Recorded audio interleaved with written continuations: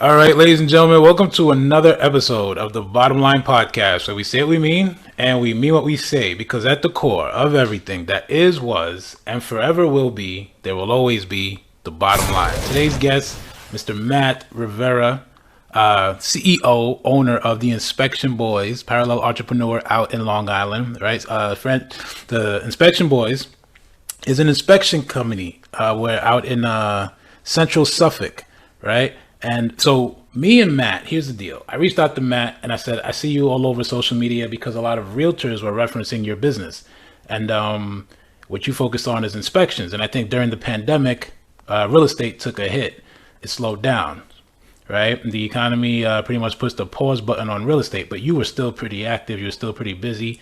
And I say, let me reach out to Matt and see how I can help, right? So we had a long conversation, and I think I've just been following you since, and you haven't stopped. I think 1 week we talked, and then after that you were in Florida, and then you came back and you were right back at it again. It was always hard to pin you down. So a lot of people have slowed down because of the pandemic, and at the same time, a lot of people actually have been a lot busier because of the pandemic. So I'm glad you could take this time, Matt.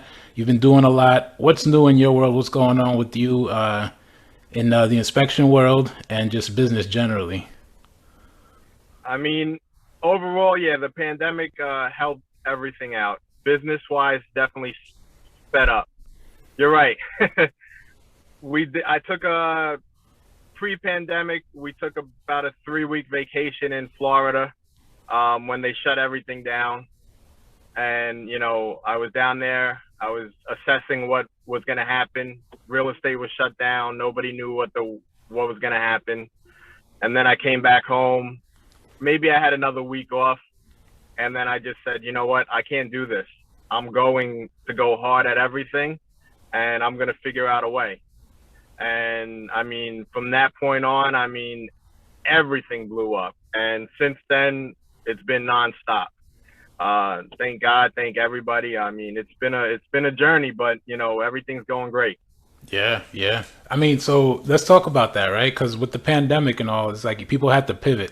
And pre-pandemic, when we were talking on the first time, you've been pivoting before the pandemic. You've been trying to figure out ways for you to create different revenue streams, both within the inspection business, but then also with your overall other businesses, right? So you've been pivoting for a while. It wasn't just because of the pandemic, right? Let's talk about that a little bit. Like, how were you in your business as a parallel entrepreneur? Because it's not just inspections. You've got other businesses, right?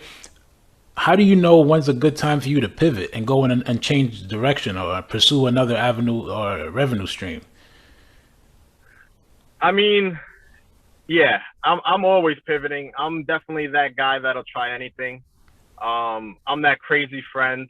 If you got an idea, Yeah, I'm the person you call, and I'm ride or die. yeah. If you're willing to go along with it, I'm willing to go along with it. So yeah, pre-pandemic, I was, I had my hands in everything. We have real estate, we have other businesses, we have other franchises. Like I said, if somebody had a good idea and they were willing to put the work in, I would put the work in. The thing about COVID was everyone had to adapt. Yeah. Not just one person, not just one business. It was an overall, how are we going to adapt, in everything? Yeah. How are we going to not be able to go to networking events? How are we going to not socialize? How are you going to take this business that was operating and be different? So it changed the aspect of everything. And, it was life changing. And now I think that coming out of it, it was a blessing in disguise, because now we're that much stronger. Because before the pandemic, we were strong. Now we had to take all of that and become strong with a different skill set. And now all of these businesses have both skills that are lined up where with our strengths are stronger. Yeah, yeah. So let me ask you a question, right? You're a sales guy. You've probably been, in sales for a really long time. If you could give me like say amount of years that you've been in sales, what would you say? So I mean, that's a funny question. I would never consider myself a sales guy. Okay. Um, you know, my businesses all sell something, Yeah. but like I've never been the salesman or the Okay. salesperson. Okay. You know, the home inspection business, I guess, would be the first one where I'm actually on the phone talking and trying to sell a product. Even in the inspection industry, the franchise industry, we're selling franchises, but I'm never the direct salesperson. Yeah. I've always looked at it as like I'm building a really great product Yeah. and people are coming to me for that product. Yep. So I'm always high on that pedestal with when they come to me, they already want it. Yeah. But at the same time, now as we progress in all of these businesses, we are hiring salespeople and having sales teams and going out doing sales. Yeah. So I am a salesman at the same time. So Right. it's, but again, I never mentally think of myself as a salesman. I think that's the best way to do it, right? Because if you think of yourself as a salesman, you're going to sound salesy. You're going to come across as salesy. It'll be transactional, and it's always about the pitch, right? But if you think of yourself as more of, the way I see you, is more of is a visionary, right? You're like, you know what? I've got this idea. I've got this vision. And if you have it, we can support each other to make it a reality, right? But when it comes to sales, the reason I asked you that, like me personally, I'd say I've been doing sales for about, 20 years, right? And I could probably add another 10 years in there if I want to go back further. But I would say, just to see how it's changed from like, selling door to door, or infomercials, you know what I mean? Those were pretty effective back in the day, infomercials. And then, before the internet, right? Before the whole .com, you had to be really creative about how you captured people's interest, how you generated interest, how you captured their interest, how you built the relationship, how you converted a lead. You have to be very intentional, right? And a lot of times, I like what you said. You were like, I don't consider myself a sales guy because back in the day, you would have to be very sales driven, right? So I'm wondering from like your perspective with all the years that you've been a sales guy, one, how did you get into sales? Two, what changes have you seen since you first started out on your own on this entrepreneurial journey? So, I mean, I guess I'm very hands-on. And, when it comes to sales, I guess for me, it's passion. Everything I'm going to do either way. So, when I'm selling a product or trying to get partners or trying to get people to jump on my team, Yeah. it's like, well, I'm going to do this with or without you. So you either see the vision Right. and jump on, or you don't see the vision and you don't get involved. But either way, I'm always like, well, this is where we're going and this is what's going to happen. Right. And I guess that's powerful because people that do see the vision are like, all right, let's make that happen. Yeah. And the people that don't see it are like, all right, I'm not there yet. Maybe I'll see it in a couple of years. Let's see what happens. Yeah. So it's, again, it's a little bit different for me because I never really think of myself as selling an individual product. I'm almost selling me each time. There it is. Yeah. That's what's so hard to teach, right? Because a lot of people don't understand that it's not about the product they're selling. It's not about the flag that they're flying, that brand, right? Like a lot of realtors will go from shop to shop, or like, some insurance agents will go from shop to shop because they think there's more brand recognition here and there. And it's like, no, it's really about you. Right? You should be able to sell yourself. You should be able to show the value in you, right? And what you're able to do for the prospect, for the consumer, right? For the client. And that's what you're saying essentially, right? Yeah. I mean, it's blood, sweat, and tears. The inspection boys is me. It's my team. It's what we built. All the mistakes we made, all the stuff we learned. I teach the school, everything that I've gathered from doing it is what I'm selling. You're believing in the process that we created. Yeah. And like I said, it's the passion behind it. Yeah. If you don't believe in that, then you shouldn't buy the inspection boys. You're not going to get into the franchise.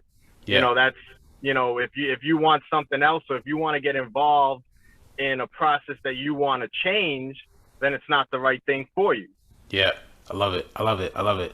I like how you said that because it's not the right thing for you. People need to know that. They need to know what's a good fit for them instead of trying to fit in somewhere where they don't feel comfortable and they can't grow, right? What was the what was the motivation behind the inspection boys? You could have gotten into any other part of real estate, right? Where you're doing what you're doing, but inspection boys, why inspection boys? Um, it kind of fell into my lap, and the pieces work that way. Yeah. I love real estate. I love building things. I always wanted to be a real estate investor. I started flipping houses, and I like building. And it was kind of like, what's going to keep me in all of that? And it gets me networking. As a home inspector, I get to meet the investors. I get to meet the real estate agents. I get to meet potential people that want to buy houses. I'm involved in all the processes. So it keeps me right there. I know when, I have my own mental thoughts. Is the market going to crash? I'm right there. Are Yeah. these people overpaying? I might not say everything I'm thinking, Right. but I'm really involved in the process of real estate. Yeah. So it's kind of the perfect fit. Yeah, let's be real, right? Let's be real. Were you nervous, like for your business? Okay, so you had like '08. I've so far, this is like my second one that I'm living through, right? But '08 was scary for a lot of people. And that's where you started to see a lot of people start to contract, right? And so now with the pandemic, it was scary. It was really scary. I lost a lot of business, and then I was focusing more on retention. You know what I mean? So I'm wondering for you, were you nervous with the franchise, with your business and, the amount of years you've been in and the experience that you have? Were you nervous at all? Or were you like, no, I got this under control. I can handle it? See, that's a double-edged sword. So when it comes to me, I wasn't nervous Okay. because I know I'm going to always adapt, Yeah. and I also know that real estate is always going to be here. So whether the market's up or down, 2008, the market crashed, people made money. People did good when it crashed. People did good before it crashed. Yeah. So it's just a matter of how did you adapt? There was home inspectors that were doing good before 2008, Yeah. and there was home inspectors that started after 2008. So it's not really, am I going to do good? It's, am I going to be able to adapt? Yeah. So when you talk about me personally, I wasn't worried. I Okay. just knew I needed to adapt. Gotcha. But then you have the inspection boys, the franchise. Now I have other people relying on me, Right. other owners. Are they going to be able to adapt? Right. That's where the pressure comes on. And that's where it's like, even if I adapt, how do I put a system in place that they can adapt? Sure. Maybe they don't want to adapt. Maybe, so that's where it's a little bit different now, where I have other people relying on that. And I was nervous about that. Yeah. And I still am, because the market has just continually gone up. Yeah. And we all know that what goes up must come down. Yeah. So whether it's this year, next year, or the year after, there's going to be a correction and we're going to have to adapt. Yeah. So Yeah. I don't know how we're going to adapt. I don't know what it's going to entail, but I know that there's going to be a change, and, we're going to have to do what we got to do. Yeah, yeah. And that's what you're open to, right? You're open to the fact that you have to make adjustments and that you're gonna adapt and that you have confidence in your ability to adapt. But what you're saying is, you know what? A lot of people don't have that, and that's where that little bit of instability comes in, and you gotta be the one that's stable enough to control I guess the production, right? Or even the way that they're seeing it, right? Their perception of it all, right? You had, you know what? Let me create the system, because you touched on that a little bit. You said let me create the system, and that's what you've done for yourself and for franchise boys. But now when it comes to the implementation of it, that's where there's a little bit of uncertainty, right? Yeah, and I mean it's when you talk massive growth. Uh huh. When you have a business where you're talking, all right, we're set up now where we want to grow, and we want to grow massive. Yeah. Am I going to still be able to be involved enough where I could catch those little glips, all right, we need to change here, we need to adapt here. So it's like, how do I make the changes, and how do I still stay involved on this level to make the changes on that level? Yeah. So as we grow, I need to make sure the team and everybody that's in place is looking out for what I'm looking out for now. Yeah, yeah. How far into the future are you looking into, right? So like if you're looking super macro and you're thinking like, you know what, most I think, you follow some economists, they'll say 10 to 12 years there's a downturn, right? And so they know, they expect it, and they can just go way back to like the 80s, even before then, for to the Great Depression, and they'll say, look, there's the trend, right? And so it sounds like you already have that foresight. So now there's a matter of production, right? There's a matter of scaling enough production so that you can lead, so that you can scale. And then there's a matter of hiring the right people, right? So that you can have a self-managed, fully autonomous business. That's three different things that, there's a lot of instability and uncertainty before you go from one to the other. So one, that foresight that you have, again, can't be taught. It's more like you have to be in the game. You got to be in the trenches for you to be able to have that experience, and then apply what you know, right, to sustain a downturn like we're experiencing now. The second one is production. What does production look like for you, right? For your, I guess, for your location, and then because you're branching out. So what does production look like for other markets, right? So that okay, you know what, this is a good time for me to make this adjustment here, and we can scale in this direction. How do you know who to put in place so that you can increase production and then eventually scale? What do you look for? I mean, that's another hard question. I mean, it's all starting from the bottom and, building the team. Yeah. So, when you have the inspection boys, it's me and the team below me that we're building, and the trust that I have in them that they're building the teams under them that are working. Yeah. And then you have the inspection boys up, which is Loyalty Brands, and the team that they're building to help us run that end. So we partnered with them so they could help us grow, and the inexperience we have on that end, they could help with. Okay. All so right. It's a partnership that, they're going to help on our weaknesses, and we're going to grow together. Love that. I love that, man. All right. So that's huge right there that you just said that, the weaknesses part, because I think that's really what it is, right? Is being able to say, because a lot of times we don't know what we don't know. You know what I mean? That's, I think, the tagline. I think we say that all the time. Yeah. And then when you actually, because, a lot of people will be like, well, I don't need to know that, right? That's outside of my wheelhouse. Like, I don't need, but you don't understand how you can be affected by that, right? So it's like for you to say, you know what, Loyalty Brands is going to help us. They partner us where we're weak. I think that's huge, especially for a business owner to know that they need that level of support. And then just to get a little bit more granular, you can go back and, in a team setting, a lot of times what happens is you have the sales manager, you got the driver, and they don't know how to partner their team members with somebody that can compensate where they're lacking. You know what I mean? So you're doing that on a macro level, right? On a higher level, but it'll trickle down. You know what I mean?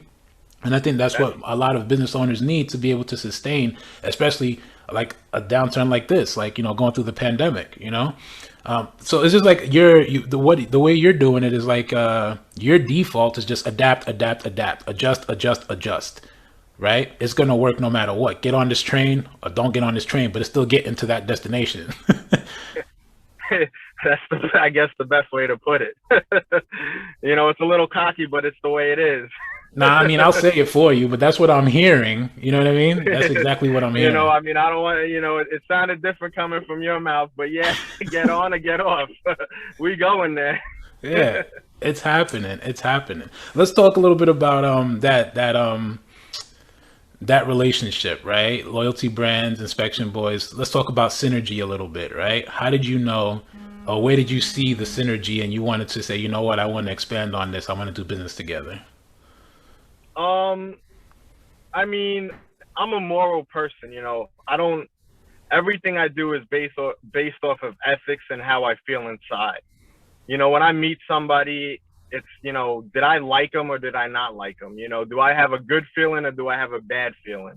It's really that I don't know, how did I feel? Are they in line with what I'm thinking? Are we going to get there and I'm going to feel good about it, or are we going to get there and I'm going to feel bad about it? So, you hear people promise you the world, they overpromise, and, I'm going to be honest, Loyalty has big visions. and they're scary, and they may happen, they may not happen. You know, we're still at the beginning stages, but just by meeting them and understanding their goals and their ethics and their just the way they work, it doesn't matter. You know, like I said, I don't care if we get there or we don't. As long as we try and we give it 110%, we're gonna have a good time. Yeah. And it might take a little longer, but like I said, we're gonna get there. You know, maybe it won't be 10 years, maybe it'll be 12. But just by being part of that team, I was like, this is where I want to be. These are the people that I want to be part of. They're not, you know, they're not the people you don't want to be with. Right. Right. For you, it's more about the relationship, right? It's more about the 100%. That's it. It's all about the relationship. It's not about the money. It's not about anything else. You know, the money comes. Yeah. Everything else comes down the line. You know, if I could go home and sleep good at night, that's what I want. Yeah. Yeah. You're consistent through and through. That's why you don't think of yourself as a sales guy, right? Because it's more relationship oriented. It's more about the journey than it is about the destination. It's about what you're able to build while you're on your way to that. I think that's a tricky part too, right? Because a lot of what I do is like results oriented and outcome driven. And it's like, how do you not be attached to the outcome? How do you put all that work in, put all that effort in, right? Do the planning, the strategic planning, you know, the implementing, and then not be attached to the outcome. You know what I mean? That's the hard part. Yeah. You know? Yeah. I mean, I am complicated. I told you. Yeah. You know, like there's emotion attached. You know, it's like you're attached, but you're not, you know? Yeah. Yeah. It's a level of stoicism. You know what I mean? It's like this level of being able to detach and reassociate, right? So I talk a lot about that too, with like business owners that are struggling and they're afraid to scale. What you're doing, you know, is ballsy, man. Like it really is, you know, you're taking on, because what it is extra, it's added risk during an uncertain time right now. Right. And so I'll go through the whole thing with like, you know, people I talk to, like we'll run a SWOT analysis. Right. And through that SWOT, we'll like try to figure out where the potential threats and opportunities lie. And I think it's nerve wracking, man. Like you just start thinking about those threats and you're like, well, I can't financially can't afford it. You know what I mean? It's like, I don't want to take on that debt. You talk about people right now in the, you know, the housing market, home prices are booming, right? And they're like, oh, the bubble's is going to burst at one point. And it's like, no, enjoy the ride right now. But then when you're taking on additional debt, some people will take on that debt and they'll leverage that debt, right? To, you know, invest in their businesses or whatever it is. But other people, they're scared, they're risk averse. So let's talk a little bit about what you just said. You said, yeah, there's an emotional component to it. But how do you separate the two? How do you stay objective about the objective? I mean, you know, I analyze everything. Do I want to do this? Do I not want to do this? And I mean, there's really no scared. You know, it's either am I going to learn from it or am I not? You know, if I don't really ever have a regret. If I lose, I learn. You know, and I've lost. I lose all the time. But like I said, even if, you know, 5 years from now and we didn't sell one location, I'll tell you a million times I learned a lot and I had so much fun doing it. You're still not going to hear me complain. Right. You know, I might tell you, well, maybe I wouldn't have done it again. Yeah. But I'm gonna be that much smarter, that much brighter, and I'm gonna have learned that much more that the next 5 years from that point on, whatever we do is going to be that much better. Love it. Love it. Wow, man. Okay. So there's so many levels there. You're just like, this is what I love about podcasting. Like that you could just shoot off the cuff like that. And there are concepts that tie into what you're saying. Right. So it's like that level of insight leads to the foresight that you have that's going to help you take a calculated risk. For you, it's like, it's so calculated that, you know, it comes from a level of experience that you are willing to say, you know what, this is worth my time because of the people that I'm surrounded by. Exactly. That's it right there. Yeah. And so it's like splitting the risk, but it's an intangible risk. Like you can't really place the value on that relationship. Like you can't put a price tag on it. You know what I mean? So it's like, if you know you got to be all in, you know, you're buying a property or whatever, or you're selling a property. Say you're buying a property. This is where it happens the most, right? Say you're buying a property and, you know, you've got to do a reno and you're in for like $2 million, right? but you know the after repair value, you know the ARV is like 3.5, maybe 4, right? And you say, you know what, you want to hold it for a little bit longer so that it appreciates. For you to be able to go in and spend 1.15 on renovations, on repairs, whatever it is, that might be something that scares people, and they're like, you know what, I'm good. They're not going to do it because it's too much. The cost of renovation is too high. They're not looking at, the reward at the end of the tunnel, right? So it's like you have so much experience in your world that you're able to say, okay, through my experience, I got enough insight to say, you know what, this is a good risk. This is a risk that's going to, be worth the reward at the end. But even if I don't get the reward, man, the people I was on this journey with, these are awesome people. I'll do this again, right? Exactly. I was exposed to it, and we'll do it again, and we'll make money the next time. Yeah, we'll make, and that's how I think that's how you so that's how you have multiple businesses, right? Like how many businesses do you have total? They go back and forth. I mean, we're probably right now, probably running on 11 to 12. 11 to 12 businesses. When do you find time to manage 11 to 12 businesses? It's all, like you said, it's all partnerships and, knowing your roles and putting the right people in the right spot and, taking advantage of everybody's, strengths. Who's doing what and making sure they're doing what they're good at. Some are, real estate businesses where they're LLCs that control an asset. Others are more hands-on, like the franchise.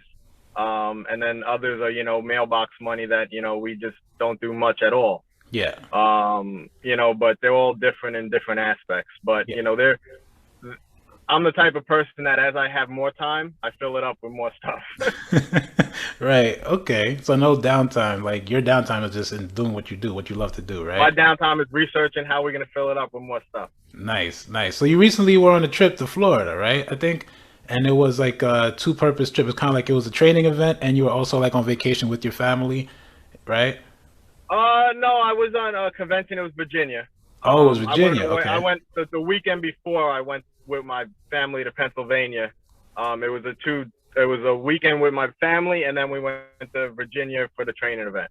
Gotcha. Okay, so that's what I want to kind of touch, right? For you to be able to, because people will say, and it's true, I believe it, that there is no work-life balance. You know what I mean? You kind of got to integrate the two. So I'm wondering, okay, how do you do that? Like, how do you 11, 12 businesses that you have partners, and you pick the right people, so you know what you're doing there. But then there's this personal side of it where it's like your family does require a lot of your time. How do you tell your people, your staff, your team, when they're trying to split their time between work-life balance? What do you tell them? It's hard, and I have this discussion a lot, and it's kind of like you can't expect how you are. My phone's always on me. I'm always working. Even when I'm on vacation, I'm working. I've always been like that, so there are times where my wife gets upset, where I'm, doing too much and where I'm not shutting off. And I do have certain times where I try to shut off and, but again, it's a 24/7 business, but I'm built that way. Yeah. She married that, and, she's an angel for dealing with that. Right.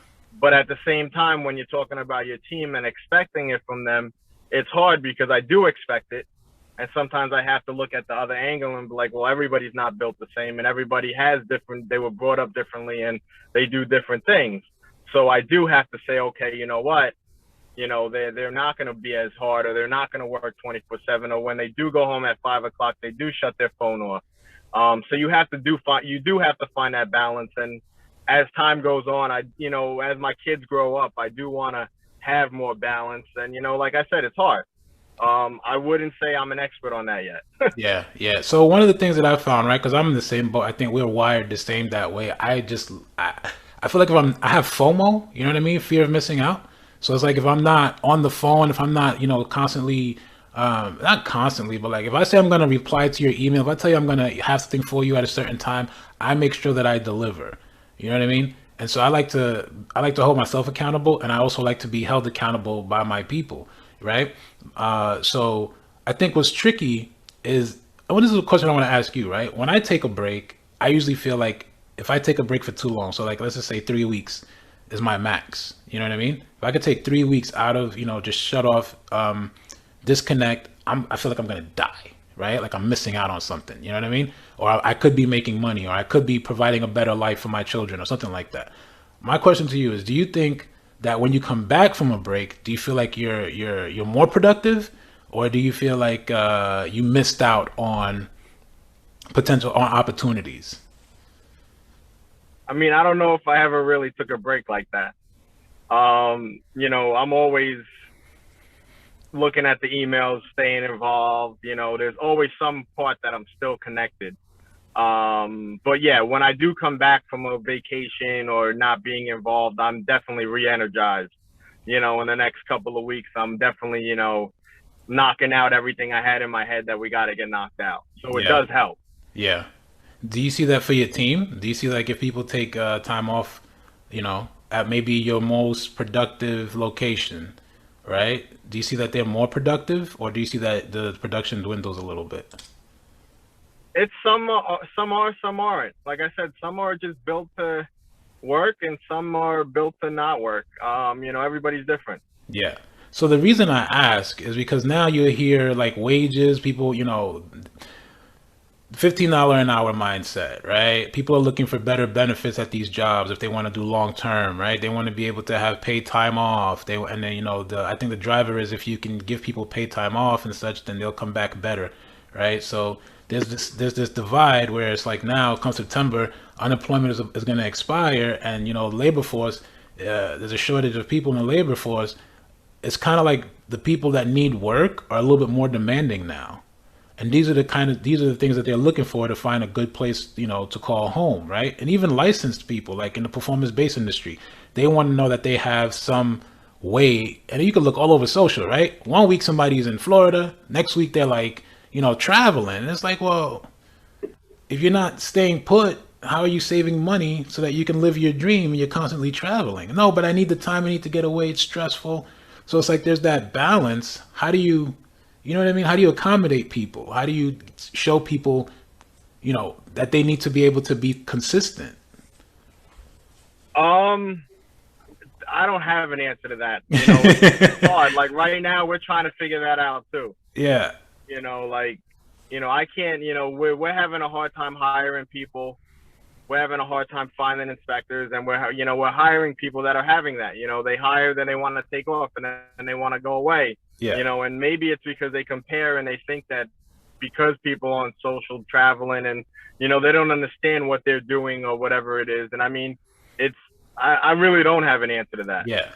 Okay, so here's another thing I want to ask you, right? When you are thinking about uh, recruiting and hiring to fill these roles, right? All right. Yeah.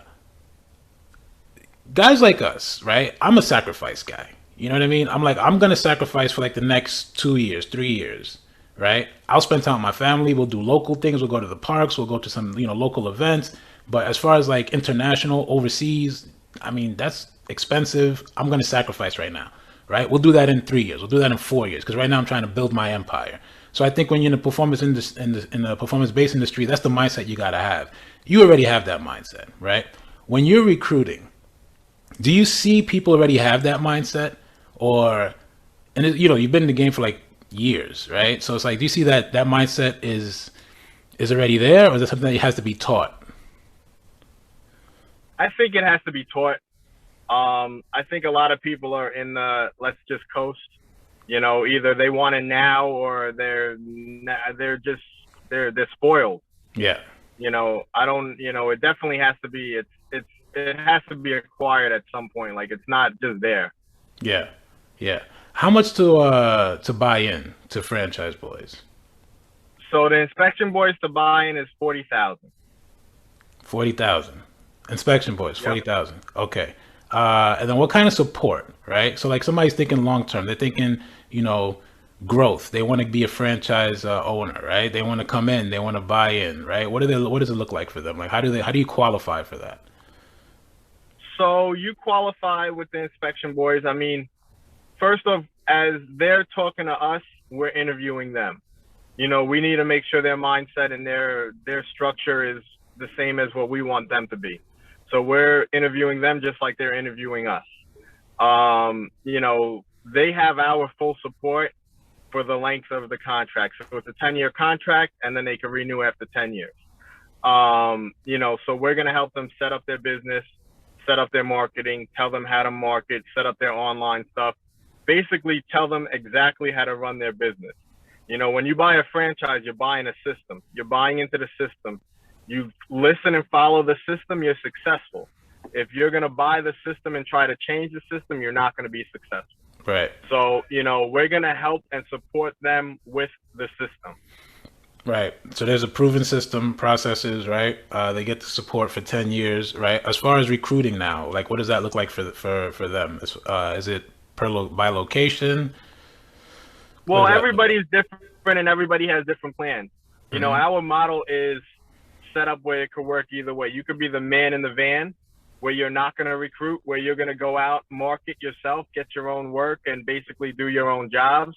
Or you could be the recruiter salesman that's going to go out and network and hire home inspectors. Yep. It's definitely location specific.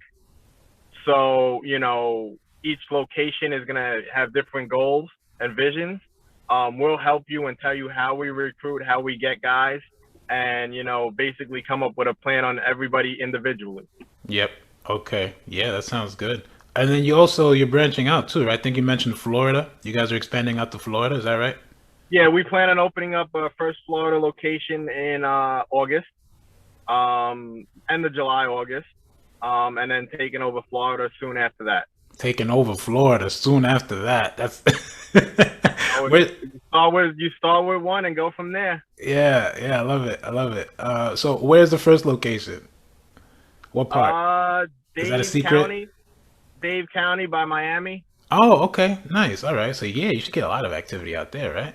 Yeah, we'll be good. I mean, Florida's on fire. Everybody from here is moving there anyway. Yeah. Okay, nice. Okay. So, I think that's the other thing too, right? I kind of want to, you could bring the horse to water, but you can't make it drink, right? 40,000 is a good deal, I think, just starting out. Now, what does the ROI look like? What do you say? When somebody comes in and they're a little, they're numbers driven and they want to, put it together, maybe a 10-year game plan. It's as much as you put in, and it's really, the person. Mm-hmm. I want to say the sky's the limit. But it's what they want to do. Mm-hmm. What are they going to do? How much are they going to do? And, there's no magic light switch. Mm-hmm. You don't buy the inspection boys, turn on a switch, and you're busy. Got to put the work in.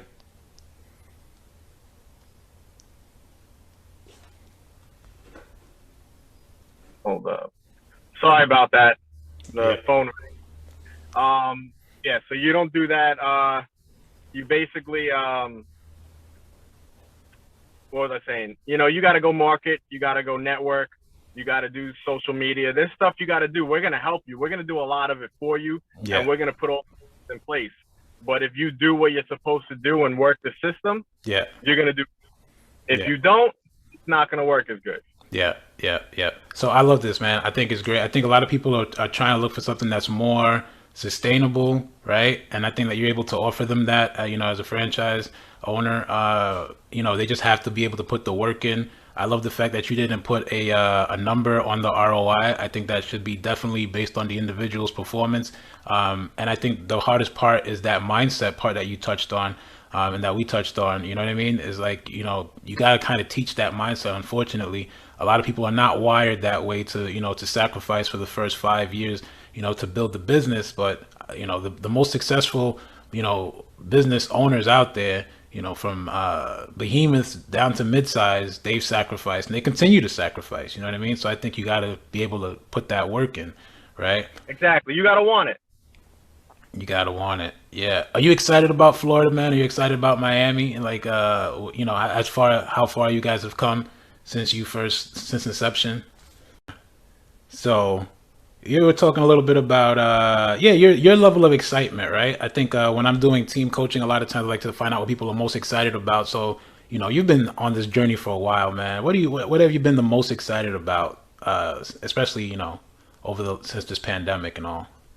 I mean, I'm excited about a lot. the loyalty, the inspection boys, everything going together. But I talked to you about it. It's the building. Right now, we're purchasing a building local in Smithtown, and we're going to put everything in one place. Yeah. We're going to have a training center facility, where we could do all of our inspection training, all of our CE credits, and all of the businesses all in one place. Have a central hub, a networking place where we could bring the right people and the right atmosphere. It's just, the vision, what I've been thinking for the last 5 years is finally coming together, saying, okay, now we're going to have something that's going to be set up the way I want it, that I'm going to be in control of, that I could say, hey, I want to have, my franchisees come in. I want to have the training this way. I could move the wall that way. And, I could have, you come in there and motivate the guys. I could do what I want when I want at this place. Yeah, I'm excited about that, man. Because it's part of that mindset. It really is part of that mindset. At the end of the day, it's like if you have a place where people can come to and there's like the hub and they have that level of support there where you can think outside the box, you can be creative. I think that's where you're at. That's where you live. You live in that creative space, right? That's the best way to put it. Yeah, that's where you live. And it's like just, to create that space and offer that, that opportunity, open those doors to people who want to become franchise owners. They want to be, they want to be taught. They're coachable. You know what I mean? And they have access to you that way. I think that's amazing, man. And I hate to say it, but there's a lot of things that we would not have thought of if our backs weren't to the wall because of COVID. You know what I mean? Exactly. And I mean, I've always said it before COVID. I'm the type of guy that, does better with my back against the wall. Yeah. And, with COVID, a lot of it was unexpected, but, it did create a lot of good. It did create problems, and, it did have its bad side, but, I'm grateful for what it did on, the other end. Yeah, same here, man. Same here. So let's just to get an idea, Smithtown, Long Island, right? Smithtown. When is that gonna? I guess when you're gonna be ready to start receiving people? I want to say mid to end summer. Okay. We plan on starting construction in the next 2 or 3 weeks, and then it's really a matter of when construction in town and permits and all of that. Nice. So it's one of the few things that's not in our control. Okay. Yeah. Unfortunately, but yeah, like you said, you adapt, right? Exactly. You Whatever figure it it'll out. be when it'll be, but it's gonna happen. Right, right. Okay, yeah, that's something to look forward to. Yeah. We'll play a quick game. It's called Hands Down the Lightning Round. Okay, I'm going to ask you 3 questions about 3 topics. You tell me your bottom line about these 3 topics. If you don't like the topic, just go ahead and say pass. Okay? All right. Hands down the lightning round, right? So, Bottom line meaning what? say it again. Bottom line meaning what? Yeah, your truth, your opinion, right? Oh, All right. First topic is I am a hardcore. Well, I mean, it's been tricky, right? With COVID, I've been doing a lot of cardio work, like running around outside doing cardio. But then I miss going to the gym. When I do go to the gym, I like to lift weights. But then I also like to do like functional training, right? I think it's a good de-stressor, right? To go to the gym just to de-stress. You know what I mean? Some people like to binge watch a TV show. Which one would you prefer? One, which do you prefer, and which one do you advise people to do? so I like playing basketball. Ah, So okay. because of COVID, I couldn't play basketball. So COVID, I would have sat on the, watch TV and binge watch a show. Right. Pre-COVID, it would have been go to the gym and play basketball. Okay, gotcha. So now what is it for you now? I mean, right now I'm motivated. I'm in build mode, so it's work. It's just work. Yeah, work keeps you excited. Right now I'm excited. We going. We're working all night. Yeah, love it, man. Yeah, gotcha. So, okay, second question. What wakes you up in the morning? Is it your alarm clock or is it your excitement? 90% of the time it's the excitement. Nice. Um, there are some days it's the alarm clock, but a lot of times it's, I'm waking up thinking, all right, let's go. Yeah. Okay. All right. Last question. Weekends off, or are you working on the weekends? Oh, I'm working on the weekends. Yeah. What weekends? What weekend? What's a weekend? The weekends? Yeah. Okay. And finally, Matt, what is your bottom line? That reoccurring truth for you that no matter what, in spite of any setback, you go back to this truth and it keeps you, it serves as rocket fuel and propels you forward. What is that for you? What's your bottom line? Family. Everything is for family. You know, everything that we do, everything that I do is just to make them better. Hmm. It's all for them. It's all to just make the family better. Nice. Yeah. Where do people find you, Matt? Where do they find me? Uh, I'm on social media, LinkedIn, Facebook, Matt Rivera. The Inspection Boys, just Google the Inspection Boys, you'll find us. Um, that's it. You Yep. know, And positions you're currently hiring for? What positions are you currently hiring for? we're looking for home inspectors, Long Island. Um, we're looking for franchise owners across the country. We're going to be looking for some motivators and some different things in the school. Right now that's what we got going on. All right. There it is, ladies and gentlemen. We've got Matthew Rivera, Inspection Boys, Loyalty Brands, right? Loyalty Brands, correct. Loyalty Brands out on Long Island.